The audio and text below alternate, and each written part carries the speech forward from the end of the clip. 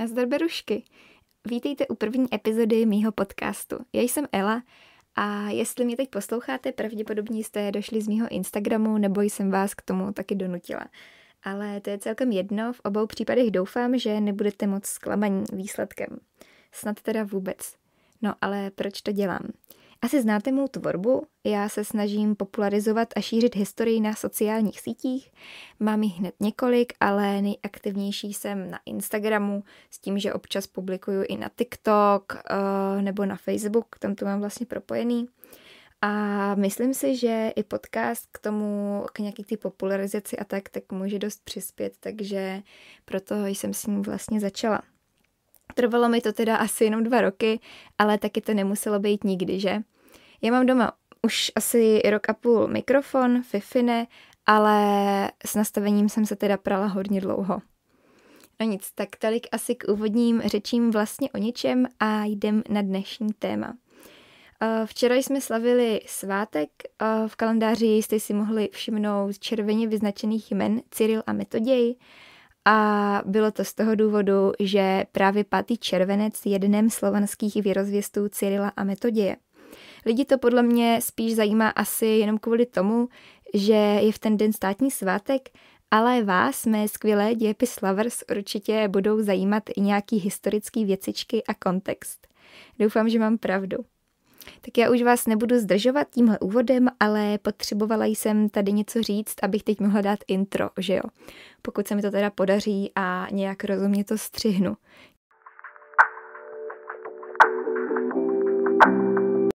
V souvislosti s dneškem se podle mě nejvíc skloňuje rok 863, Hlaholice a staroslověnština. To je asi to, co je v obecném povědomí, ale já bych šla ráda právě víc do hloubky. Spolupatroni Evropy Cyril a.k.a. Konstantin a Metoděj přišli ze Soluně na Velkou Moravu v 9. století. A právě příchod těchto vzdělaných mužů, věrozvěstů, na naše tehdejší území je z pohledu dějin označované jako příchod křesťanství a vzdělanosti do českých zemí. Ale abych doplnila ještě něco k tomu křesťanství, tak není to tak, že oni by byli prvními křesťany na Velké Moravě. To je, mi přijde občas docela mýtus. Samozřejmě už před nimi tady byly různé misie z okolních zemí. Jinak Cyril a Metoděj vytvořili známé písmo, Hlaholici a rovněž prosadili staroslověnštinu jako oficiální jazyk. Potom mi připomeňte, ať udělám na stories anketu, komu se taky plete Hlaholice a staroslověnština, nebo si případně myslí, že je to stejný, protože třeba já nevím, nebo vždycky jsem měla problém s tím se zafixovat, že Hlaholice je písmo a staroslověnština je jazyk. Teďka zpětně už mi to přijde takový logičtější, ale stejně. Takže ano, příchod Konstantina a Metoděje v roce 863 patří k nejzásadnějším mezníkům v dějinách našeho státu. Ale pokud chceme pochopit skutečný význam téhle události, protože ano, proč oslavujeme nějaký 2 týpky, co sem došli a donesli nějaký písmo, tak si musíme nejdřív říct, do jaký země vlastně tito bratři vůbec došli a co za mravy tu tehdy panovalo. Na počátku našich dějin bylo území Čech obydlený germánskými kmeny, který tu usilovali o založení malých států.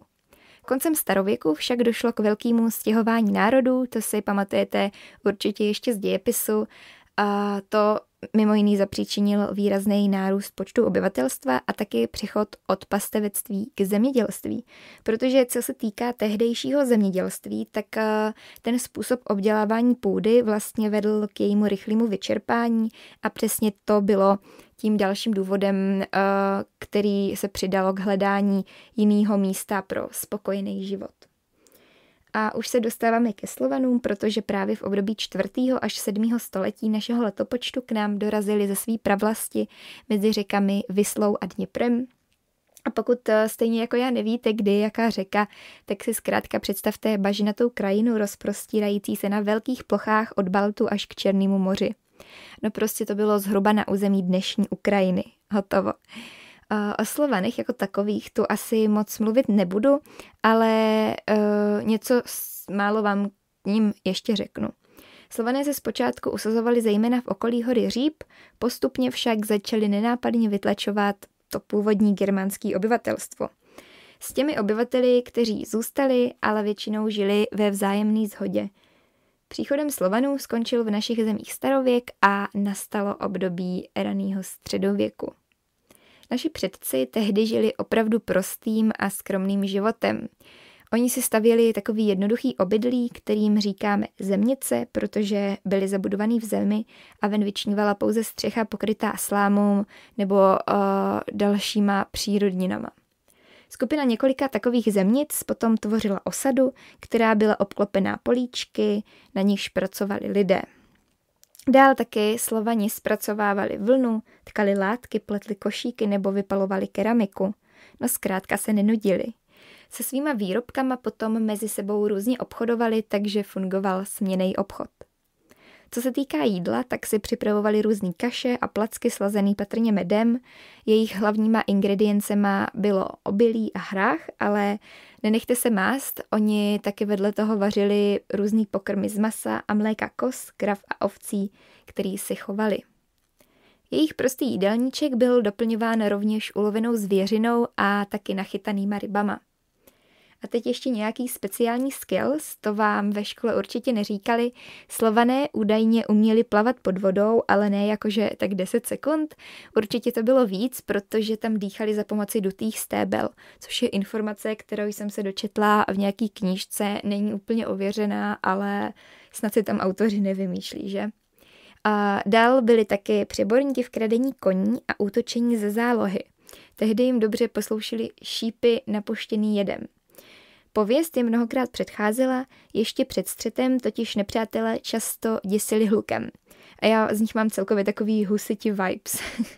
A co dělali se svými zajatci je taky zajímavý. Ty buď házeli přímo do ohně, anebo je taky napichovali na kůl. Long story short, naši předci byli opravdu krutí a nemilosrdní válečníci a rozhodně bych se s nima nechtěla prostě dostat do konfliktu. No ale Slované, kteří tradičně fungovali na principu příbuzenských svazků a vzájemné solidarity, se však brzy museli potýkat s nebezpečím ze strany Avarů. A vy už asi víte, kam mířím, když zmiňuji Avary. Ano, je to Sámo. První velký slovanský svaz na našem území vznikl potom, co Slovani zvolili právě Sáma slovanským králem, protože jim díky svým schopnostem a odvaze dopomohl k vítězství. Sice s jistotou nevíme, kde přesně se proslulá Sámova říše nacházela, ale její centrum bylo nejspíš na Jižní Moravě. Sámo, kterýmu knížka, co jsem z ní čerpala, když jsem tohle psala, přičítá takový krásný vlastnosti, jako je moudrost a schopnost, vládl svý říši asi 35 let, což je číslo poměrně vysoký, ale ne dostatečně vysoký, aby bylo větší než počet jeho dětí, ten byl totiž 37. No a protože jedna žena by se z toho určitě zbláznila, tak ty děti měl hned se 12 slovanskými ženami. Jenže když v roce 659, teda asi, to my taky s určitostí nevíme, Sámo zemřel, jeho říše se rozpadla. Potom se teda dlouho jakoby nedělo nic, nebo nemáme o tom tolik zpráv. Až počátkem 9. století vzniká na Moravě a západním Slovensku první opravdový stát, později označovaný jako Velká Morava. A už jsme doma.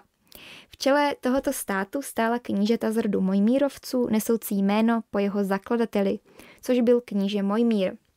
Datum jeho narození je překvapivě neznámý, ale zemřel patrně v roce 846, kdy byl poražen při vpádu Ludvíka II. Němce a následně zabit, jak už to tak tenkrát chodilo. To jméno, co jsem teď zmínila, Ludvík Němec, si určitě zapamatujte, protože ještě se s ním za chvilku setkáme. Co je ale opravdu důležitý je to, že právě Mojmír je považován za velmože, který sjednotil slovanský kmeny na Moravě, západním Slovensku a taky v okolních knížectví do jednoho.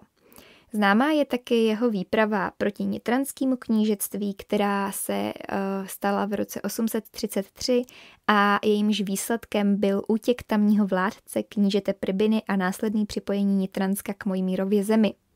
A možná si teď říkáte, nějaká Nitra, proč o tom vůbec mluví, ale reálně, když se kouknete na mapu zachycující územní državy k roku 833, tak Nitra byla snad větší než tehdejší Mojmírova Morava, takže se jednalo o důležitý území. Ráda bych tu ještě zmínila taky Mojmírův původ, protože to mi přijde dost zajímavý.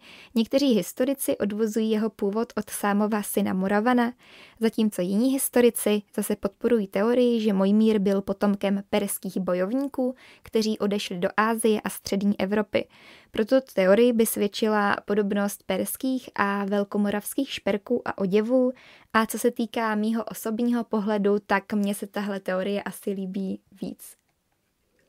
Ludvík Němec, východofranský král z rodu Karlovců, dosadil potom po Mojmírově násilným usmrcení jeho synovce Rostislava.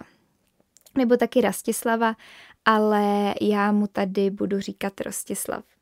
O Rostislavovi teda nevíme ani kdy se narodil nebo kdy umřel, ale s jistotou víme to, že právě za jeho vlády se na území Velkomoravské říše uskutečnila slavná cyrilometodějská misie.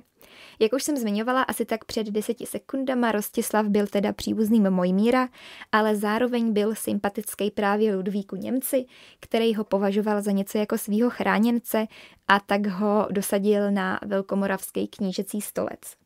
No, co se ale nestalo. Rostislav si jel svou vlastní politiku Němec neněmec a to Ludvík Němec logicky nemohl strpět. No a tak se sem v roce 855 přijel vyřídit účty. Bylo to ale už po druhý za 10 let, co se v souvislosti s Rostislavem pěkně přepočítal, protože jeho početný oddíly sice oblehly Rostislava v pevnosti, kterou byly valy u Mikulčic, jenže ta byla ještě navíc chráněná rameny řeky Moravy. No a všechny východofranský pokusy ji překročit a dobít rozlehlý hradiště skončily neúspěchem. Pokořený Ludvík Němec musel odtáhnout zpátky domů, ale aby to nebylo málo, tak v jeho stopách se vydal právě neohrožený Rostislav s armádou čítající asi 20 000 bojovníků. S nima potom pronásledoval Franky až na jejich území a spustošil tam dokonce oblast za Dunajem. Už koncem příštího roku, takže v roce 856 si neúspěšnou výpravu za Rostislavem na Velkou Moravu vyzkoušel pro jistotu taky syn Ludvíka Němce, který se jmenoval Karloman a toho času působil v úřadu správce východní marky. Ale dost už z Franky, pojďme si konečně mrknout na jednu úspěšnou misi, kterou byla právě ta svatého Cyrila a Metoděje. Rostislav jako velmi obratný a prozíravý politik chápal, že svý postavení může upevnit jen tehdy, když se mu podaří vymanit Moravu z církevní podřízenosti bavorským biskupům, ve kterým se tehdy nacházela. A jako řešení se logicky nabízelo vytvoření vlastní církevní správy. A tak začal jednat. V roce 861 vyslal Rostislav poselství k papeži Mikulášovi I., aby mu poslal biskupa a zároveň i misionáře, kteří by dobře ovládali slovanský jazyk. Jenže papež ho tehdy úplně odignoroval, takže se Rostislav o rok později obrátil na byzantského císaře Michala III. Je zajímavý, že v době, kdy za ním Rostislavovo poselstvo z Moravy dorazilo, byl Michal III. Úplnej mladíček na trůně. Bylo mu totiž pouhých 22 let. A taky je dobrý podotknout, že Michal nebyl rozhodně žádný svatoušek. On měl dokonce přezdívku opilec, protože žil výstředním a zhýralým životem a místo něj dokonce vládl byzantský říši jeho strýc regent Bardas. A taky ještě jeden další člověk. Oni ale nebyli o moc lepší, takže to potom ve výsledku bylo jedno. Evidentně si ale uvědomili, že by Rostislavovy žádosti mohli využít ve svůj prospěch. Věděli, že pokud mu pomůžou a na Velkou Moravu vyšlou řecký kněze, tak mohou utlumit stoupající vliv těch německých a respektive franských a tím taky rozšířit pole své působnosti v téhle oblasti. Staroslovinská literární památka, která nese název Život svatého Metoděje, pak zaznamenala tuto významnou událost následovně. Cituju. Stalo se v ty dny, že Rostislav, kníže slovanský, se Svatoplukem vypravili poselství z Moravy k císaři Michaelovi a pravili takto. Jsme Bohu díky zdrávi. Přišlo k nám mnoho křesťanských učitelů z Vlach, z Řecka a z Němec a ti nás rozličně učili.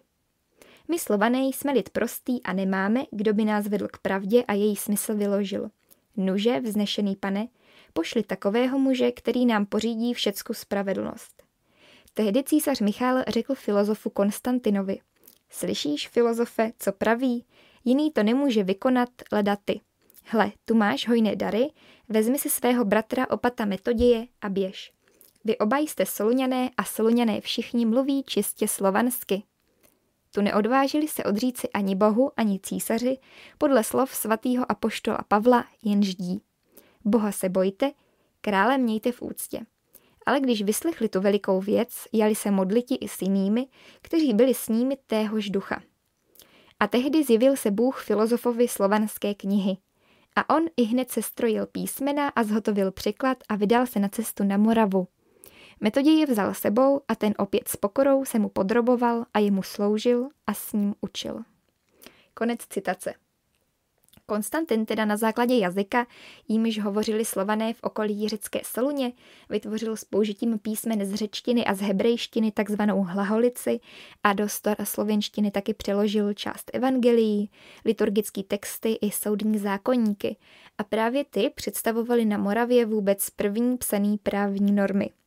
No ale když se ještě vrátím k hlaholici, tak ta se občas označuje taky jako glagolice a jde dnes už o jen výjimečně užívaný slovanský písmo.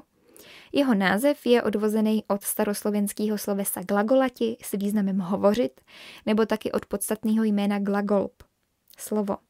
Toto písmo bylo takovým základním stavebním kamenem vzdělanosti a celkově kultury území Velké Moravy a později se rozšířilo i do jiných slovanských zemí. Z těch za zmínku stojí hlavně Chorvatsko, kde se chorvatská hlaholice udržela nejdýl, běžně se tady totiž užívala až do 15. století. Hlaholice jako taková měla původně 41 znaků, dnes je jich jenom 33. No a celkem 24 grafémů z toho původního počtu 41 je pravděpodobně odvozených od středověkých kurzivních minuskulních znaků řeckého písma, zatímco původ ostatních znaků není s jistotou znám. Na Moravě se pak hlaholice používala pro oficiální, státní a bohoslužební účely právě v tom 9. století a vyučovala se na škole založený buď Konstantinem nebo Metodějem, na které taky byli vychováváni jejich učedníci. A co se týká staroslovinštiny, tak tady je dobrý zmínit to, že ta se díky počínání věrozvěstu stala po řečtině a latině třetím liturgickým jazykem křesťanů. Po 4 letech, kdy teda Konstantin a Metoděj vysvětili na Moravě svý žáky na kněze, se plánovali odebrat zpátky do Byzance. Cestou je ale v Benátkách zastihla zpráva, že císař Michal III. Byl zavražděn. No a právě tahle nečekaná změna politických poměrů vyvolala v obou bratrech oprávněné obavy a tak dali raději přednost pozvání papeže Mikuláše I. Do Říma. Jo, to byl ten, co předtím odignoroval Rostislavovu žádost o misii. No a tady někde bych náš příběh zatím utla. Pokud se chcete dozvědět víc o slavných bratrech ze Soluně a jejich misi, tak budu moc ráda, pokud zavítáte na Forendors, kde v druhé části epizody proberem nejen životy svatého Cyrila a Metoděje, ale taky další kontext u nás i ve světě a zároveň tím podpoříte mou dosavadní tvorbu i čas, který jsem strávila přípravou tohoto. Jo a taky se dozvíte, proč se tahle epizoda jmenuje tak zvláštně, jak se jmenuje. Já moc doufám, že se tam uslyšíme a těším se na vás. Ještě před paywallem bych tady ale ráda uvedla tištěný zdroje, ze kterých jsem při přípravě dnešní epizody čerpala. Šlo teda celkem o 3 publikace a myslím si, že každá z nich vás v něčem rozhodně může obohatit a tak to můžete brát jako takový tipy na letní čtení, nebo prostě kdybyste se chtěli dozvědět něco víc o naší historii, protože žádná z těch knížek, co za chvilku zmíním, se nevěnuje pouze cyrilometodějské misi nebo tak, ale obecně něčemu širšímu. Zdrojem, kterýmu důvěřuju asi úplně nejvíc, jsou Dějiny zemí koruny české od historika Petra Čorneje, toho určitě znáte, a ta je teda napsána ve spolupráci s dalšími autory. A konkrétně dneska jsem využila první díl s názvem Od pravěku po období rekatolizace, takže za mě určitě velký doporučení a mrkněte na to. Dál se mi taky hodil přehled s názvem Knížata, králové, prezidenti od Jana Bauera. A tady z té publikace jsem citovala třeba život svatého Metoděje.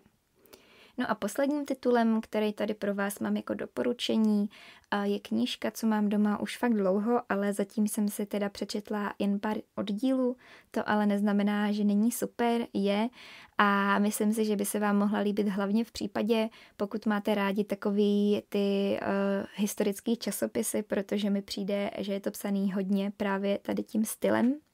Jmenuje se teda Přelomové události českých dějin s podtitulem Od příchodu věrozvěstů po rozpad Československa, a právě kvůli tomu jsem si na ní vzpomněla při zpracovávání téhle epizody, takže se na ní určitě taky mrkněte.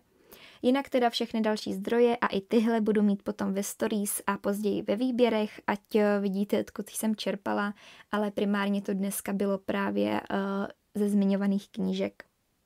Taky jsem teda využila jednu maturitní otázku na Slovany, takže v případě zájmu ji mám vždycky k dispozici. Zatím vám moc děkuji za poslech, nezapomeňte mě sledovat na sociálních sítích a hlavně mi napsat feedback o tomhle experimentu, ať prostě vím, co třeba příště dělat líp a podobně. Takže se mějte moc hezky, berušky, a zatím ahoj.